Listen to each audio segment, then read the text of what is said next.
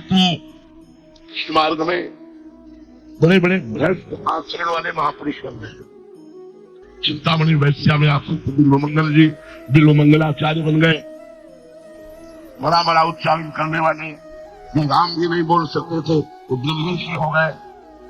तो जो भक्ति मार्ग में चल रहे हैं परम से कोई त्रुटि हो जाती है तो ऐसा नहीं कि इनका मार्ग अवरुद्ध हो गया कि भगवत प्राप्ति रुक गई। ऐसा नहीं, भक्ति मार्ग में, क्योंकि इस भक्ति मार्ग में भगवान उसके हृदय में बैठकर के शास्त्र में बोला, भगवान उसके हृदय में बैठकर उसके सारे मलों को धो बहा करके अपने योग्य बना लेता है। तो वही कवि जी महाराज कहे कि आत्मन के दौड़ने पर भी गिरेगा नहीं, गिरेगा तो भगवान की गोद में। गिरने के दो ही चांस होंगे, एक भगवान की आज्ञा का पालन न करना, दूसरा अहंकार। और मेरा कौन क्या बिगाड़ सकता है? अगर ये बात आई शिव विरंची का मोह है वो है वो पुराण। शिव और विरंची ब्रह्मा ईश्वर कोटि के महापुरुषों को माया मोहित कर लेती है, फिर अपने को जीव कोटि के इसकी बस करे दैन्य भाव से प्रणादपि सुनीचेनो तरोरिव सहिष्णुना हमारे ना मान देनो। कितनी आशा जो अपने को दृढ़ से समझता है, वृक्ष समान सहनशील होता है, दूसरों को मान देता है, स्वयं अमानी रहता है, वो भगवान नाम कीर्तन करते हुए माया पर विजय प्राप्त करता है।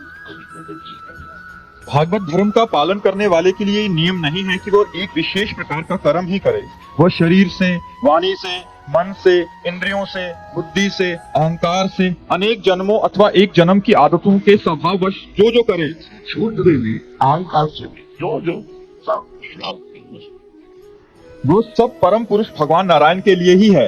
भाव से उन्हें समर्पण कर दे, यही सरल से सरल सीधा सा भागवत धर्म है। ईश्वर से विमुख पुरुष को उनकी माया से अपने स्वरूप की विस्मृति हो जाती है और इस विस्मृति से ही मैं देवता हूँ, मैं मनुष्य हूँ, इस प्रकार का भ्रम हो जाता है। देह आदि अन्य वस्तु में अभिनिवेश तन्मयता होने के कारण ही बुढ़ापा, मृत्यु, रोग आदि अनेकों भय आ जाते हैं। इसलिए अपने गुरु को ही आराध्य देव परम प्रियतम मानकर अनन्य भक्ति के द्वारा ईश्वर का भजन करना चाहिए। राजन, सच पूछो तो भगवान के अतिरिक्त, आत्मा के अतिरिक्त और कोई वस्तु है ही नहीं, परंतु न होने पर भी इसकी प्रतीति इसका चिंतन करने वालों को उसके चिंतन के कारण, उधर मन लगने के कारण ही होती है। जैसे स्वप्न के समय स्वप्न दृष्टा की कल्पना से अथवा जागृत अवस्था में नाना प्रकार के मनोरथों से एक विलक्षण ही सृष्टि सी दिखाई देने पड़ती है। इसलिए विचारवान पुरुष को चाहिए कि सांसारिक कर्मों के संबंध में संकल्प विकल्प करने वाले मन को रोक दे, कैद कर ले। बस ऐसा करते ही उसे अभय पद की, परमात्मा की प्राप्ति हो जाएगी। बड़ा बहुत सुंदर सूत्र है। कह रहे ये जो संसार आपको सत्य भास रहा है ये आपके चिंतन के बाद, जैसे स्वाप्निक पुरुष स्वप्न में जब होता है, स्वप्न में देखे हुए स्वप्न को सत्य मानता है, लेकिन जब जगता है तब उसे असत्य मानता है। ऐसे ही ये हमारा सोना क्या है? संकल्प विकल्प होना संसार के ऊपर। तो कह रहे जो संकल्पों को रोक दे, संकल्प ही न बनने पावे संसार का, अभय पद को प्राप्त हो जाता है। मन को निसंकल्प करना भजन में, तो समय भजन में लगोगे तो संकल्प करने का टाइम नहीं है। ये बंदर की तरह छलांग लगाता है मन, इस डाल से उस डाल, इस डाल से उस डाल, इस बात से उस बात से चार बातें और निकाल, अरे पूरा आदमी को डिप्रेशन में पहुंचा देता है।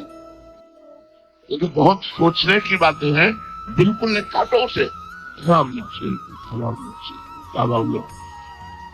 बड़ी से बड़ी समस्या को एक सेकंड में काटते प्रवीण साधन तो सब लाभ होगा। 1 घंटा भी लग सकता है, 1 पखवाड़ा भी लग सकता है, 1 महीना भी लग सकता है और 1 जन्म भी लग सकता है। बड़ी से बड़ी घटना, बड़ी से बड़ी बात को 1 सेकंड में काटते, कुछ नहीं। काया कुछ क्या हुआ ही होगा जो प्यारे को भागा है। नाम जप करो, नाम जप मंगल जैसे 10 दिशाओं में तुम्हारा मंगल होगा। अगर मन को निष्कल्प रोक सकते हो तो पहली अवस्था में चाहे तो विषयांत पुंसाल संगास्ते सुपजायते संगात संजायते कामा। पहली अवस्था विषयों का चिंतन। प्रार्थना है, आप लोगों के पास मोबाइल है, ये आपके गलत चिंतन के लिए बहुत बड़ी सहयोगी होती है। प्रार्थना है, आप मोबाइल से संसार मत देखिए। यदि आपको शांति चाहिए, यदि आप भगवान के मार्ग में चलना चाहते हैं, भगवान भजन करना चाहते हैं, सीरियल देखना झूठा, क्या सीरियल है? झूठे में झूठा, असल संसार में झूठा। आप सीरियल देखते हैं, आप कामोत्तेजक चित्र देखते हैं, कामोत्तेजक प्रसंग देखते हैं, क्या होगा? अरे जो कभी कामोत्तेजक प्रसंग न देख करके कंदमूल फल खाए, समाप्त हुए हैं शरीरा, सबको तो पड़ दिया काम ने रसगुल्ला पाते हैं, गुलाब जामुन पाते हैं, और मोबाइल के दृश्य देखते हैं, अरे कहाँ पहुंचे। इसलिए संकल्प अगर रोकना है, इस समय मोबाइल से बचना होगा, क्योंकि अपने लोग एकांत कमरे में या शांत कमरे में लगवास से स्थान मिला है, कोई परेशानी नहीं, बंद किया वो परेशान करते हैं, इसलिए परेशानी है। अगर हम विषयों ध्याय तो विषयांत पुंसा है, संगास से सूप जाए तो भगवान के वचन है, यदि तुमने विषयों का चिंतन किया तो भोग की इच्छा जागृत हो जाएगी। संगास से सूप जाए थे, वही संकल्प बन जाएगा। कैसे? अपने से या दूसरों से सहयोग से, कैसे भी। अब वो संकल्प बना तो करे न करे नष्ट हो जाएगा। हमारे शरीर में भीष्म पितामह जी ने वर्णन किया है, महाभारत में लिखा है, हमारे शरीर में एक मनोवाह नाड़ी है। मनोवाह, जब ही हम गंदी बात का चिंतन करते हैं, कि वो एक्टिव हो जाती है। जैसे गाय के शरीर में कहीं दूध नहीं, आप परीक्षण करके आप पूरे शरीर को देख ले, दूध की कोई कैदी नहीं। जब वो वात्सल्य से युक्त होती है, उसका रक्त दूध के रूप में पंडित होता है।